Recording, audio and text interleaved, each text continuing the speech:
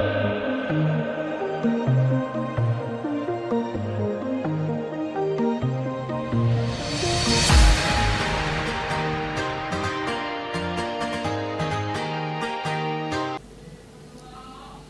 very good morning. In this session, the second lecture of human reproduction, we are going to study organs one by one, and the first organ listed on the board is testis. यानी हम लोग आज के second lecture में testis the primary sex organ in human male को study करेगा. Primary sex organ यानी testis को अगर हम एक्सप्लेन करें तो हमने कहा कि testis are primary sex organs और गोनैड्स इन ह्यूमन मेल.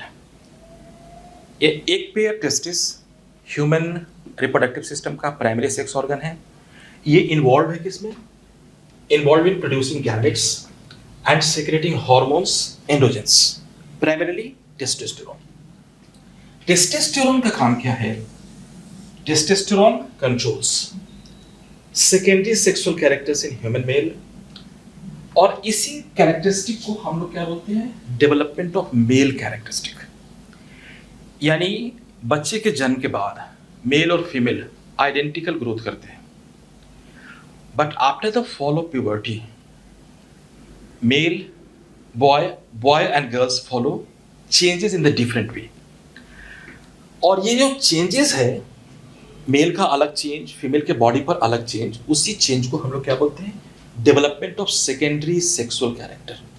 और इस सेकेंडरी सेक्सुअल कैरेक्टर का control hormone testosterone, primarily testosterone के हेल्प से होता है.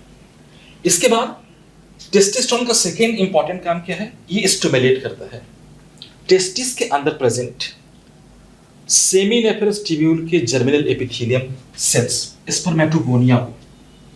किसके लिए स्टिमुलेट करता है? ये स्टिमुलेट करता है स्पर्मेटोगोनिया को फॉर गोइंग स्पर्मेटोजेनेसिस. यानी इसके इफेक्ट से स्पर्मेटोगोनिया स्पर्मेटोजेनेसिस के अंदर जाता है, उस प्रोसेस को फॉलो करता है और स्पर्म या स्पर्मेटोजोआ का प्रोडक्शन करता है. इसके बाद हम बात करें कि ये testis the pair of sex organs कहाँ लोकेट करता है. तो इनका लोकेशन हमने यहाँ पर एक्सप्लेन किया है कि ये स्कॉटल सैक्स में पाए जाते हैं. सैक्स मींस कैविटी, यानी स्कॉटम के अंदर के कैविटी को स्कॉटल सैक बोलते हैं. ये कैविटी कहाँ पर प्रेजेंट है? तो स्कॉटम में प्रेजेंट है. अब ये स्कॉटम क्या है? इस स्कॉटम को हम एक्सप्लेन करें. सो सी scrotum.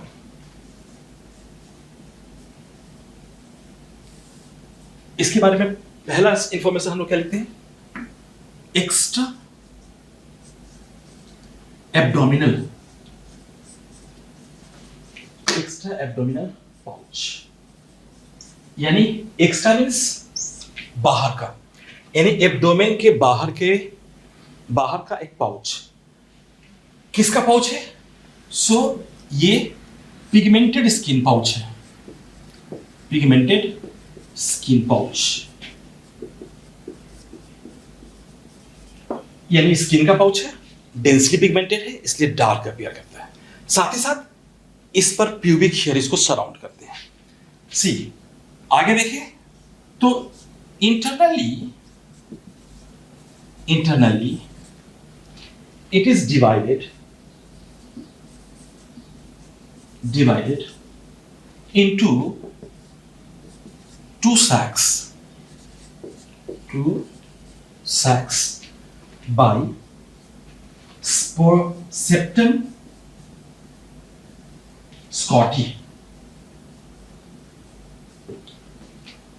Two sacs, and these sacs are called scrotal sacs. Scrotal sacs. तो प्राइमरी इंफॉर्मेशन स्कॉटम के बारे में आ रहा है कि ये एक्स्ट्रा एब्डोमिनल पाउच है, एब्डोमेन के बाहर लोकेट करता है. ये कैसा है? तो स्किन का बना हुआ है. कैसा है? पिगमेंटेड है, यानी डार्क अपीयरेंस इसकी है. इस पर क्या होता है? प्यूबिक हेयर इसको सराउंड करते हैं. इसके बाद हम इसके अंदर गए तो पता चला कि ये डिवाइड करता है इनटू सैक्स, और इस सैक्स को कहते हैं स्कॉटल सैक्स. और इसका डिवीजन कौन प्रोड्यूस करता है? ये सेप्टम, जिस सेप्टम का नाम है सेप्टम स्कॉटी। ओके, अब हम लोग स्कॉटम के बारे में और थोड़ा सा डिटेल लें। तो स्कॉटम के बारे में जब डिटेल लें तो कहे कि स्कॉटम इट रिमेन, आप पहले तो ये ओरिजिनेट कहां से करता है? It is originated from the lower abdomen. ये, और यहां पर एक इंपॉर्टेंट चीज जो हमारा क्वेश्चन का आंसर बनता है, लोअर एब्डोमेन। यहां एक इंपॉर्टेंट कंटेंट बन रहा है क्या? सी, ये लोअर एब्डोमेन से ओरिजिनेट करता है, लेकिन एब्डोमेन के साथ कनेक्टेड है। और कनेक्टेड किसके थ्रू होता है? तो वो बहुत इंपॉर्टेंट है, क्योंकि यहां से एक नीट क्वेश्चन बनता है। देखिए कैसे, it remains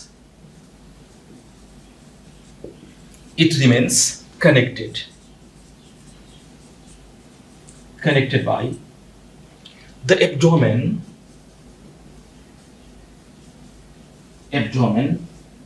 through inguinal canal।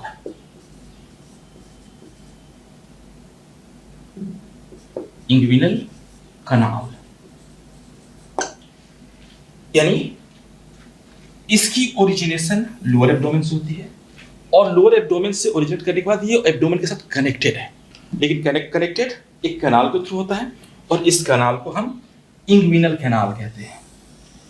ठीक है, अब यहां एक चीज देखें कि इस स्कॉटम में ह्यूमन का टेस्टिस कर्व डिसेंड करता है। So human testis descend in the scrotum जब मेल का फीटस, यानी फीटस का एज 7 मंथ है, तो उस 7 मंथ के बाद ये टेस्टिस स्कॉटम में डिसेंड करता है। यहां हम लोग लाइन लिखते हैं, in human testis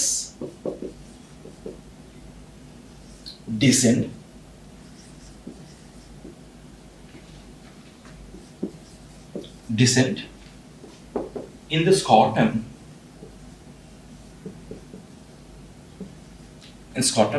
when the age of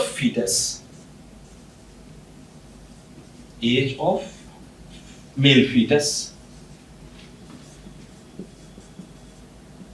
is about 7 months। यानी हमारा 2 क्वेश्चन नीट का, एक क्वेश्चन यहां से कि स्कॉटम और एब्डोमेन के बीच के कैनाल को क्या कहते हैं? Confirm answer inguinal canal. Testis, human का टेस्टिस स्कॉटम में कब जाता है? जब इम्ब्री ग्रो कर रही होती है। तो हमने कहा कि जब मेल की इम्ब्री और फीटस अपने किस एज में है? 7वें महीने में है, तो टेस्टिस स्कॉटम के अंदर एंटर कर जाता है। लेकिन यहां पर एक क्वेश्चन और बनेगा कि sometimes testis not descend into scrotum. ये एक डिफेक्ट है जो किसी किसी ह्यूमन में आ जाता है, यानी टेस्टिस एब्डोमेन में ही रह गया, स्कॉटम में डिसेंड नहीं कर पाया। ओके, तो उस केस को क्या बोलते हैं? यहां पर हम लोग बात करते हैं कि sometimes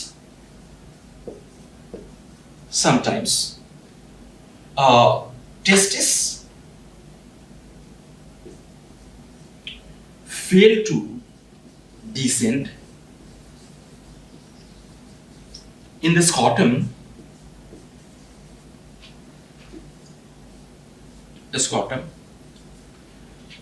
is the correct condition is called, this condition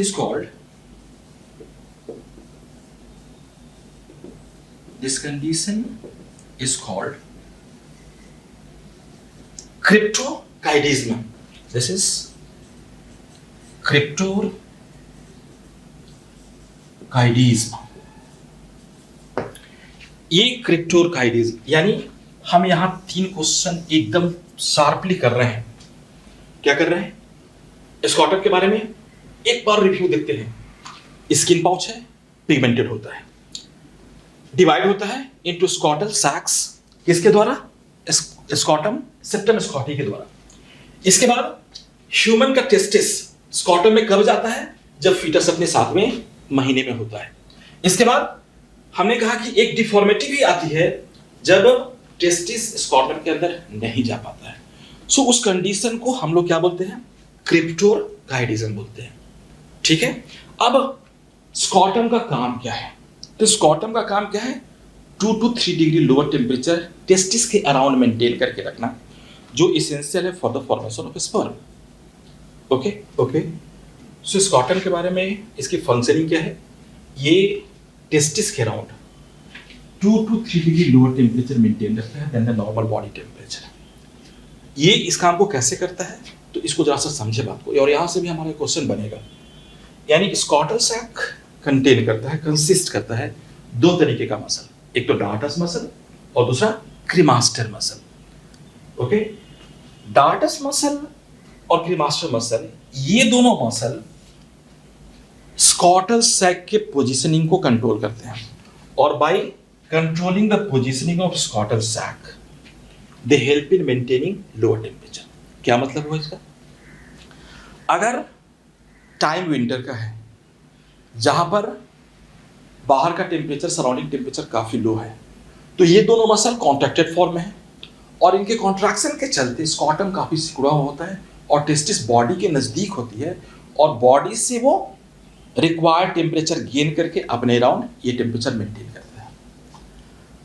during summer ये मसल्स, दोनों मसल्स रिलैक्स हुए, और इन मसल के रिलैक्सेशन के चलते स्कॉटल सैक्स एब्डोमेन से दूर चला जाता है, और जो हमारे बॉडी ने जो एक्स्ट्रा हीट गेन किया हुआ है, उस एक्स्ट्रा हीट से ये टेस्टिस को प्रिवेंट करता है और टेस्टिस के अराउंड लोअर टेम्परेचर को मेंटेन करता है। सो यहाँ पर ये दो मसल्स का नाम याद रखना बहुत जरूरी है, एक तो डार्टस मसल और दूसरा क्रीमास्टर मसल। अब क्रीमास्टर मसल का यहीं पर देख लें, बाद में और हम लोग थोड़ा डिटेल में देखेंगे। टेस्टिस एक्स्ट्रा एब्डोमिनल पाउच में है, लेकिन रेस्ट ऑफ द ऑर्गन्स, जो रिप्रोडक्टिव सिस्टम का और भी ऑर्गन है, वो एब्डोमेन के अंदर है।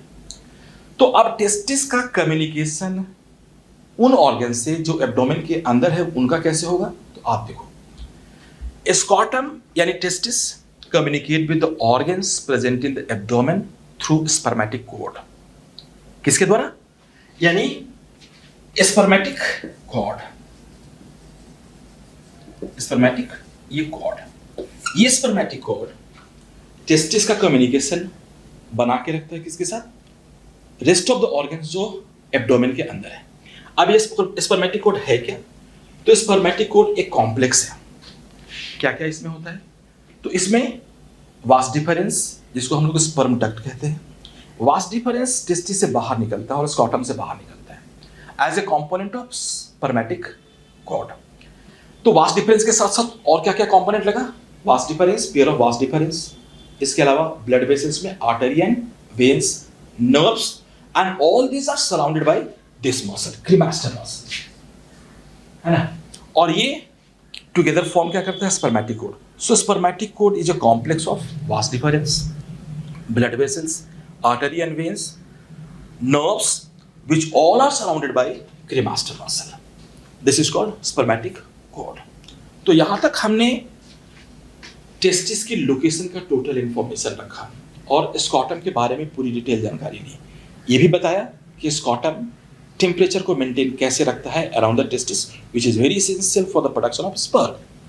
अब नेक्स्ट में हम लोग डिस्कस कर रहे हैं टेस्टिस की मॉर्फोलॉजी और उसकी एनाटॉमी। हम लोग टेस्टिस का स्ट्रक्चर देखते हैं। सबसे पहले टेस्टिस की बाहरी बनावट और उसके इंटरनल स्ट्रक्चर को स्टडी करते हैं।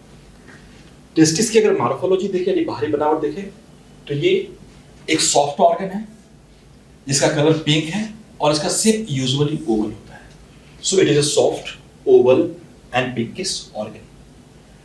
अब एक टेस्टिस के बारे में बात करें तो इसका लेंथ रफली 5 सेंटीमीटर है, इसकी विड्थ 3 सेंटीमीटर है, इसका थिकनेस नियरली 2.5 सेंटीमीटर है और इसका वजन लगभग 12 ग्राम है, 12 ग्राम इन वेट।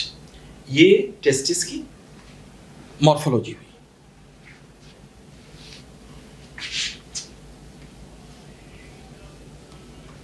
इसके बाद टेस्टिस के इंटरनल स्ट्रक्चर का बात करें, यानी एनाटॉमी ऑफ द टेस्टिस। आप देखिए यहाँ पर हमने एक टेस्टिस को रफली ड्रॉ किया है। सबसे पहले टेस्टिस की कवरिंग का बात करते हैं। तो टेस्टिस की ट्राइलेयर कवरिंग है। आप देखिए पहले ये टेस्टिस की पहली कवरिंग है, इसको हम लोग बोलते हैं ट्यूनिका वैजिनलिस। ट्यूनिका वैजिनलिस, ये पोर्शन आप देखिए, ये मेन कवरिंग है, इसको कहते हैं ट्यूनिका एल्ब्यूजिनिया। और यही ट्यूनिका एल्ब्यूजिनिया टेस्टिस को स्कॉटल सैक से अलग करता है। यानी स्कॉटल सैक और टेस्टिस के बीच का जो मार्जिन लाइन है, जो डिवाइडिंग लाइन है, वो ट्यूनिका एल्ब्यूजिनिया है। और जो इंटरनल लेयर है, ये इंटरनल लेयर, इसको बोलते हैं ट्यूनिका वैस्कुलोसा। ट्यूनिका वैस्कुलोसा, ये ट्यूनिका वैस्कुलोसा है।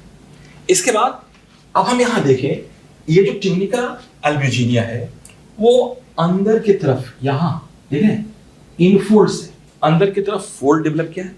और इस फोल्ड के डेवलपमेंट से इस फोल्ड को हम लोग क्या बोलते हैं, मीडियास्टिनम, टेस्टिस मीडियास्टिनम बोलते हैं। और यही टेस्टिस मीडियास्टिनम टेस्टिस को इंटरनली नियरली 250 कंपार्टमेंट्स में बांटता है। यानी दिस सेप्टम और मीडियास्टिनम,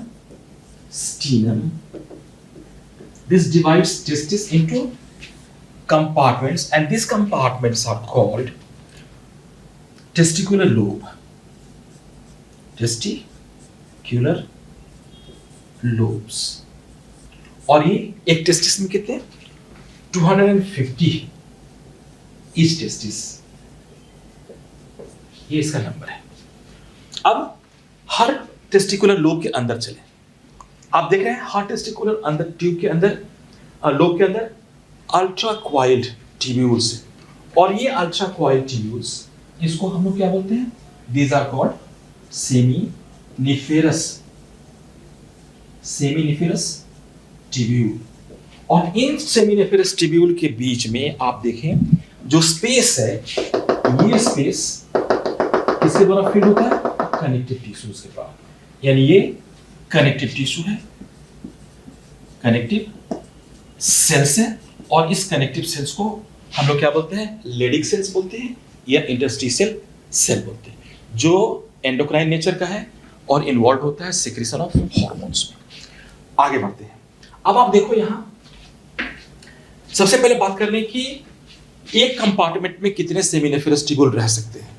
तो एक कंपार्टमेंट में 1 से लेकर 3 तक, 1 भी, 2 भी या 3 भी, 1 से लेकर 3 सेमिनिफेरस ट्यूब्यूल तक रह सकते हैं। और एक टेस्टिस में नियरली 500 सेमिनिफेरस ट्यूब्यूल होते हैं, 500।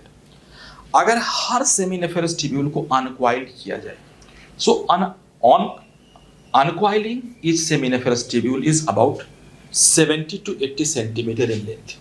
ठीक है, लेकिन आप देखो यहां से, ये सेमिनिफेरस ट्यूब्यूल जब टेस्टिकुलर लोब से बाहर निकलते हैं, तो टेस्टिकुलर लोब से जब बाहर निकले तो ये स्ट्रेट शॉर्ट स्ट्रेट ट्यूब्स में, यहां देख रहा है, ये शॉर्ट स्ट्रेट ट्यूब्स में ये निकल के आ रहे हैं।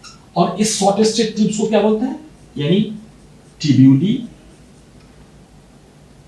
रेक्टी। ट्यूब्यूली रेक्टी, यानी ट्यूब्यूली रेक्टी कोई स्ट्रक्चर नहीं है, ये सेमिनिफेरस ट्यूब्यूल अल्ट्रा क्वाइल्ड है। तो जब टेस्टिकुलर लोब से सेमिनिफेरस ट्यूब्यूल बाहर आया और वो शॉर्ट एंड अनक्वाइल्ड ट्यूब्स में कन्वर्ट हुआ, कितने, यहां तो 500 है, लेकिन ये आपस में फ्यूज करके कितने, तो नियरली 20 to 30 इनका स्ट्रक्चर हो जाता है। इनको ट्यूब्यूली रेक्टी बोलते हैं। और यही ट्यूब्यूली रेक्टी बाद में किसके साथ फ्यूज करते हैं, तो fine network of tubules, ultra fine network of tubules के नेटवर्क में। और इस नेटवर्क को हम लोग क्या बोलते हैं, दिस इज कॉल्ड रेटी टेस्टिस। रेटी टेस्टिस, ओके। तो सेमिनिफेरस बाहर आए और फ्यूज करके कितने बने, 20 to 30 ट्यूब्यूली रेक्टी। ट्यूब्यूली रेक्टी का फ्यूजन कहां पर हो रहा है, रेटी टेस्टिस में, जो नेटवर्क है फाइन ट्यूब्यूल्स का। अब ट्यूब्यूली, ये रेटी टेस्टिस के आगे देखिए, ये शॉर्ट स्ट्रेट स्ट्रक्चर्स है इस शॉर्ट स्ट्रक्चर्स को क्या बोलते हैं? वासा इफ्रेंसिया। वासा इफ्रेंसिया। और ये वासा इफ्रेंसिया क्या करता है? ये टिबुली रेक्टी से स्पर्म का ट्रांसफर एपिडिडाइमिस, और ये स्ट्रक्चर एपिडिडाइमिस है। एपिडिडाइमिस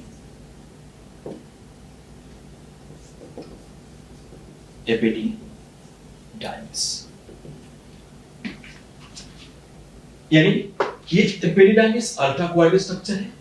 एपिडिडाइमिस नियरली 6 मीटर का इसका लेंथ है। इसके 3 हिस्से हैं, हेड का हिस्सा, बॉडी का हिस्सा और टेल का हिस्सा। हेड का हिस्सा कैप्यूट, बॉडी का हिस्सा कॉर्पस और कॉर्पोरा, और नीचे का हिस्सा टेल। और टेल से एक स्ट्रेट मैलन ट्यूब डेवलप करता है, और ये स्ट्रेट ट्यूब क्या है? Vas deferens. ये वास डिफरेंस। तो ये पूरी की पूरी एनाटॉमिकल स्ट्रक्चर हमने यहां एक स्केच के थ्रू देखा टेस्टिस के अंदर कि ये सारे स्ट्रक्चर्स है। अब इसको हम लोग एक एक करके स्टडी करें। सबसे पहले स्टडी करेंगे इसके कवरिंग के बारे में, यानी कवरिंग ऑफ द टेस्टिस। अब देखते हैं कवरिंग का डिटेल, टेस्टिस के कवरिंग का detail. Testis is covered by or enclosed into a tri-layer covering, and this covering is called tunic. यानी एक हर टेस्टिस एक ट्राइलेयर कवरिंग से कवर्ड है, और उस कवरिंग को क्या कहते हैं? ट्यूनिक कहते हैं। अब इस ट्यूनिक का 3 लेयर क्या क्या है?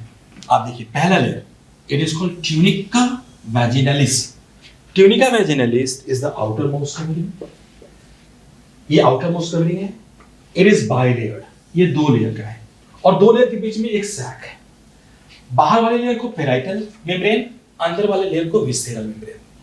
और आप 11 में पढ़े हैं, जिस भी स्ट्रक्चर के अंदर अगर कैविटी है और इस कैविटी के दोनों वॉल पेराइटल और विसेरल है, तो ये कैविटी कौन सी हुई? ये coelomic cavity. So it is a coelomic cavity. Outer wall is parietal wall, inner wall is visceral wall. आगे देखिए, ये कन्फाइंड कर, ये this covering not encloses the entire testis. ये पूरे टेस्टिस को कवर नहीं करता है, ये एक पर्टिकुलर साइड तक ही कन्फाइंड रहता है, पूरे टेस्टिस को कवर नहीं करता है। और तो इसका काम क्या है? इसका काम टेस्टिस का मूवमेंट, यानी it provides frictionless movement of the testis inside the scrotal sac. Scrotal sac के अंदर टेस्टिस का बिना किसी घर्षण के साथ, बिना किसी फ्रिक्शन के साथ मूवमेंट को ये रेगुलेट करता है, कंट्रोल करता है। इसके बाद हम लोग आ गए दूसरे लेयर पर, मिडिल लेयर, और इस मिडिल लेयर को कहते हैं ट्यूनिका एल्ब्यूजिनिया। ट्यूनिका एल्ब्यूजिनिया के बारे में हमने पहला लाइन यहां पर मेंशन किया है कि this is called main covering. ये मेन कवरिंग है क्योंकि ये टेस्टिस को पूरी तरीके से कवर अप करता है, और ये टेस्टिस को सेपरेट करता है स्कॉटल सैक के वॉल के साथ। इस किसका बना है? ये व्हाइट फाइब्रस कनेक्टिव टिश्यू का बना होता है, और ब्लड वेसल के नीचे वेस्कुलोसा में ब्लड वेसल के प्रेजेंस के चलते ये पिंकिश अपीयरेंस जो टेस्टिस की आती है, ये ट्यूनिका वैजिनालिस के चलते आती है। इसके बाद आप देखिए, ये ट्यूनिका वैजिनालिस टेस्टिस के इनसाइड इनवर्ड फोल्ड्स प्रोड्यूस करता है, और ये फोल्ड्स और मेडियास्टिनम इंटरनली टेस्टिस को 250 कंपार्टमेंट्स में डिवाइड कर देता है, और इन कंपार्टमेंट्स को हम क्या बोलते हैं? टेस्टिकुलर लोब्स बोलते हैं। अब फाइनली हम कहां पहुंच गए? लास्ट और इनर मोस्ट कवरिंग के ऊपर। Inner most covering of the tunic is called tunica vasculosa. ये किसका बना है? लूज कनेक्टिव टिश्यू का बना है, और ये हाईली वस्कुलर है। सो ये टेस्टिस की कवरिंग हो गई। अब टेस्टिस की कवरिंग के बाद हम लोग कंपार्टमेंट के अंदर के स्ट्रक्चर को स्टडी करते हैं। तो वहां पर क्या है? Seminiferous tubule. नेक्स्ट स्टडी हमारा सेमिनिफेरस ट्यूब्यूल का। अभी हम लोगों ने देखा कि एक टेस्टिस के अंदर 250 कंपार्टमेंट्स हैं नियरली, और हर कंपार्टमेंट को टेस्टिकुलर लोब्स कहते हैं। इस testicular lobe is filled by ultra coiled tubes, and this tubes are called seminiferous tubule. Seminiferous tubule के बारे में बात करें तो हर टेस्टिकुलर लोब एक या एक से लेकर 3 तक सेमिनिफेरस ट्यूब्यूल कंटेन करता है। ऑल टुगेदर एक टेस्टिस के अंदर अबाउट 500 ट्यूब्यूल्स होते हैं, एंड अगर एक ट्यूब्यूल को अनकॉइल करते हैं, जो कि ये अल्ट्रा कॉइल होता है, अनकॉइलिंग हर ट्यूब्यूल का लेंथ नियरली 70 to 80 सेंटीमीटर होता है, ठीक है। अब सेमिनिफरस ट्यूब्यूल है तो इसकी लाइनिंग है और इसका जो वॉल है which is lined by germinal epithelium. अब जर्मिनल एपिथेलियम के बारे में हम लोग देखें। सो जर्मिनल एपिथेलियम क्या कंटेन करता है? सो सी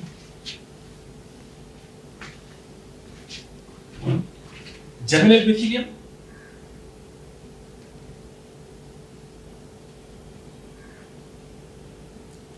इसका सबसे पहले क्या है? Cuboidal in outline.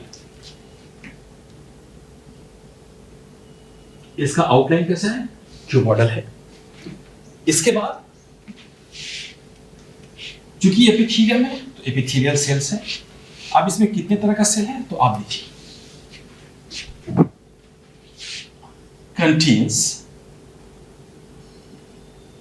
two types of cells, two types of cells, क्या क्या? सो सी, पहला प्राइमरी जर्म सेल्स और दूसरा सपोर्टिंग सेल्स। Supporting sales. अब ये primary germ cells undergo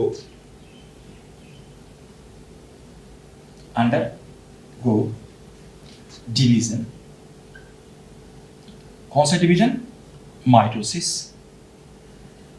undergo division. और इस फेज को क्या बोलते हैं? Multiplication.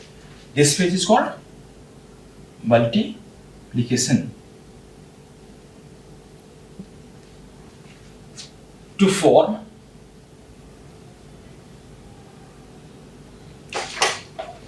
4 to 8 layers of spermatogonia cells. Layers of spermatogonia. अब ये स्पर्मेटोगोनिया दो तरीके का है। Spermatogonia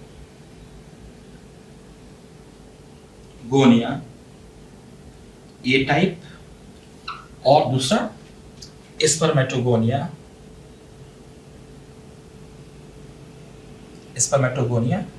B type. अब ये स्पर्मेटोगोनिया ए टाइप कैसा है? तो ये प्रीमैच्योर और स्टेम सेल है जो ऑन मैच्योरेशन कन्वर्ट कर जाता है, ऑन मैच्योरेशन कन्वर्टेड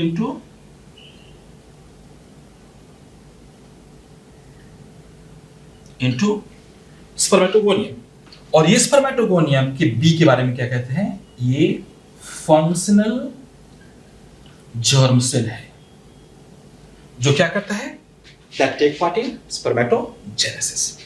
तो ये पहले सेल के बारे में बात की, यानी जर्मिनल एपिथेलियम मेजर दो टाइप का सेल कंटेन करता है। पहले को हमने कहा primary germ cell. Primary germ cell सबसे पहले मल्टीप्लिकेशन फॉलो करता है और किसके थ्रू जाता है? Undergo division. किस प्रोसेस से? माइटोसिस के प्रोसेस से। और फॉर्म करता है 4 से लेके 8 लेयर तक सेल्स, और वो सेल्स क्या है? स्पर्मेटोगोनिया। अब ये स्पर्मेटोगोनिया प्रीमैच्योर और मैच्योर दो भाग में क्लासिफाई करता है, दो टाइप में क्लासिफाई करता है। प्रीमैच्योर स्पर्मेटोगोनिया को स्पर्मेटोगोनिया ए टाइप कहते हैं और मैच्योर को स्पर्मेटोगोनिया बी टाइप कहते हैं। ये नियरली स्टेम सेल है और जरूरत के हिसाब से ये मैच्योर करता है, और मैच्योर करने के बाद ये किसमें टर्न कर जाता है? Spermatogonia B. और ये स्पर्मेटोगोनिया फंक्शनल जर्म सेल है जो स्पर्मेटोजेनेसिस का टेक पार्ट करता है। इसके बाद सपोर्टिंग सेल के बारे में बात करें तो सपोर्टिंग सेल्स को और क्या हम लोग कहते हैं? Sertoli cells. सर्टोली सेल्स ये these are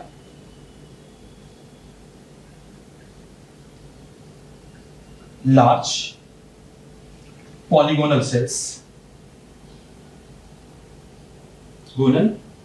सेल्स। ये लार्ज पॉलीगोनल सेल्स है, पिरामिडल शेप में भी होता है। ये क्या करता है? सेक्रीट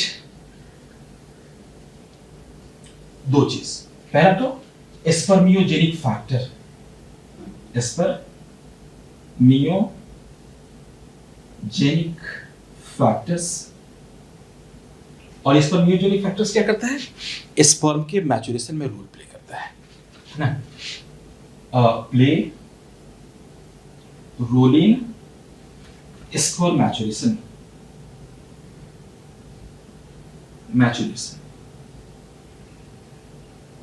दूसरा इनहिबिन, एक हार्मोन है जो अमाउंट ऑफ टेस्टोस्टेरोन को कंट्रोल करता है। ये इनहिबिटरी हार्मोन है जो इनहिबिट करता है गोनेडोट्रोपिन्स को, और गोनेडोट्रोपिन एफएसएच को, और ये एफएसएच के सेक्रीशन, एफएसएच और एलएच के सेक्रीशन के चलते ये रेगुलेशन ऑफ स्पर्मेटोजेनेसिस को कंट्रोल करता है। ये हमारा हुआ जनरल एपिथेलियम का इंफॉर्मेशन। इसके बाद अब हम लोग बात करें कि in between the seminiferous tubule there are found connective cells. Between the seminiferous tubules connective cells are present. Connective cells are present.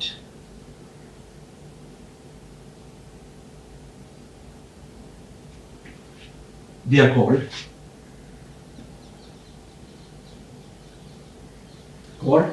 Leydig cells, or interstitial cells. These Leydig cells secretory in nature. In nature क्या secrete करता है? Testosterone. तो ये testicular lobe के अंदर का total information है। Seminiferous tubule का पूरा इंफॉर्मेशन, और उसके बाद सेमिनिफरस ट्यूब्यूल के बीच में जो सेल्स है उसको लेडिक सेल्स या इंटरस्टिशियल सेल बोलते हैं। इनका नेचर कैसा होता है? सेक्रेटरी होता है, एंडोक्राइन नेचर के होते हैं। ये हार्मोन सेक्रेट करते हैं, और ये हार्मोन टेस्टोस्टेरोन जो कि स्पर्मेटोजेनेसिस को कंट्रोल करता है। ओके, सो सेमिनिफरस ट्यूब्यूल जैसा हमने पढ़ा कि ये site of production of sperm है। अब सेमिनिफरस ट्यूब्यूल टर्मिनेट करता है टेस्टिस के अंदर। ये 3 डक्ट्स हैं। पहला tubular recti. Seminiferous tubule terminates into 20 to 30 straight tubes, and these straight tubes are called tubuli recti. This tubuli recti finally fuse with the rete testis. अब rete testis के बारे में देखें। So rete testis is a network of fine tubules. ये fine tubules का network है। इसका काम क्या है? जो स्पर्म टेस्टिस में प्रोड्यूस हो रहा है उसका स्टोरेज और मैच्योरेशन के लिए एपिडाइमिस तक कंडक्शन, यानी the function of rete testis is what? Conduction of sperm which are produced in the testis to the epididymis for their storage and maturation. Okay? अब इसके बारे में देखें। इसकी जो लाइनिंग है, इसका जो आउटलाइन है वो सिलिएटेड एपिथेलियम है, और इसी सिलियरी मूवमेंट के चलते स्पर्म का कंडक्शन होता है टू द एपिडिडाइमिस। इसके बाद हम बात करें वासा एफरेंसिया। रेटे टेस्टिस के दूसरे एंड पर nearly 10 to 20 wide straight tube arise करते हैं, और ये ट्यूब टेस्टिस से बाहर एपिडिडाइमिस को कनेक्ट करता है। यानी इन ट्यूब्स का काम क्या है? रेटे टेस्टिस को एपिडिडाइमिस के साथ कनेक्ट करना, और जो स्पर्म रेटे टेस्टिस में आया उसका कंडक्शन एपिडिडाइमिस तक कर देना। इसकी भी लाइनिंग कैसी होती है? ये भी सिलिएटेड एपिथेलियम से लाइन होता है, सिलिएटेड एपिथेलियम। और स्पर्म का मूवमेंट कैसे होगा? तो सिलियरी मूवमेंट के चलते होगा। अब आप यहां देखिए, ट्यूबुली रेक्टी, रेटे टेस्टिस और वासा एफरेंसिया, ये तीनों टेस्टिस के अंदर का डक्ट सिस्टम है, इसलिए तीनों आपस में मिलके क्या बनाएगा, intra testicular duct system. Intra testicular duct system.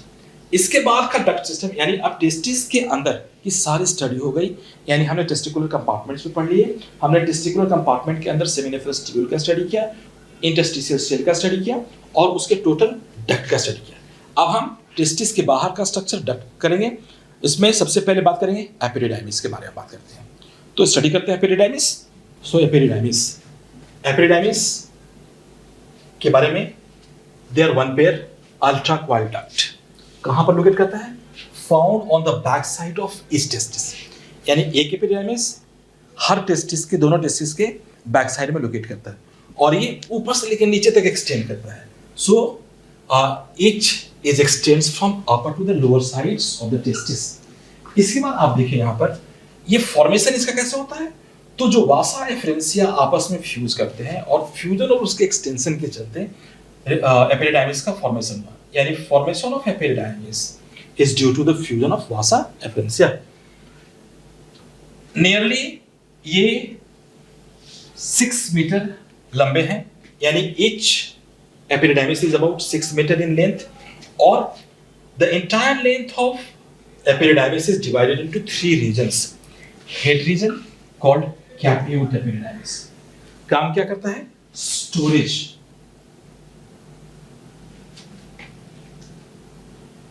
Storage of sperms. Body, इसका काम क्या है, मैचुरेशन ऑफ स्पर्म्स। कितना वीक लगता है, नियरली 1 वीक टाइम कंटेन करता है। Cauda epididymis x tends into the vas deferens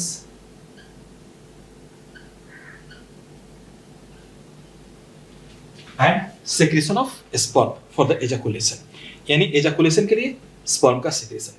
इसके अलावा epididymis produce secretion which form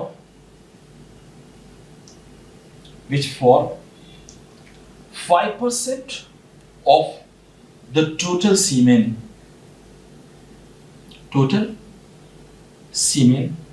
यानी इसके अंदर से सेक्रेशंस भी आता है और ये सेक्रेशन सीमेन का 5% फॉर्म करता है। इसमें किस तरह के एपिथेलियम का लाइनिंग होती है, तो यहां पर ये नोटिसेबल है, इसकी lining lined by pseudo-stratified epithelium, pseudo-stratified epithelium। ये सारे इंफॉर्मेशन डायरेक्ट क्वेश्चंस है। अब एक चीज और देखें, यानी टेस्टिस प्लस एपिडाइमिस,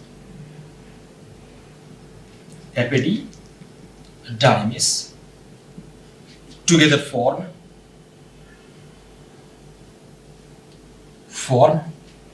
testicle,